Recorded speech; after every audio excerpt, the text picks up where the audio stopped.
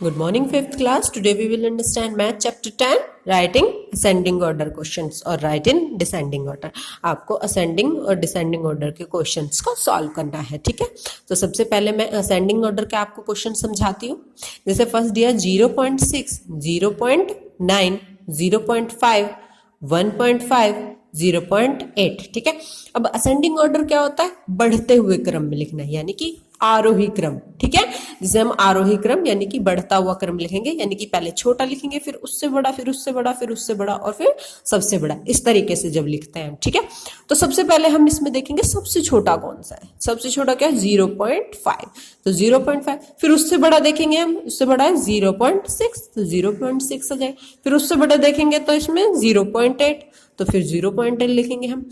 फिर उससे बड़ा देखेंगे 0.9 है, तो 0.9, और उसके बाद सबसे बड़ा क्या है? 1.1, ठीक है।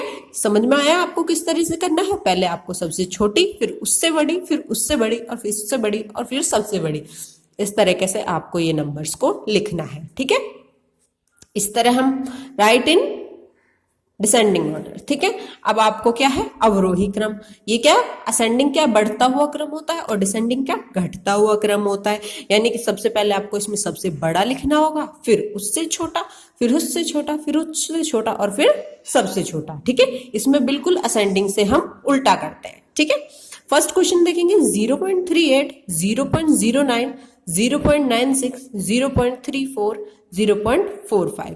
तो इसमें सबसे बड़ा कौन सा है? तो सबसे बड़ा हम देखते हैं, तो इसमें क्या है? 0.96, तो हम 0.96 लिखेंगे। फिर देखेंगे उससे छोटा कौन सा है? उससे छोटा हमने देखा 0.45, 0.45। फिर उससे छोटा देखेंगे तो 0.38, तो 0.38 लिखेंगे हम। फिर उसके बाद 0.34, ठीक है। और सबसे छोटा कौन सा है हमारा? 0.09, ठीक है। समझ में आ गया किस तरह से करना है? आपको ये डिसेंडिंग ऑर्डर के क्वेश्चंस इसी तरीके से करने हैं, और जैसे मैंने असेंडिंग ऑर्डर के क्वेश्चंस को बताया, इस तरह आप करेंगे, ठीक है। ये आप सॉल्व करेंगे और समझेंगे और नोटबुक में करेंगे, ठीक है स्टूडेंट्स।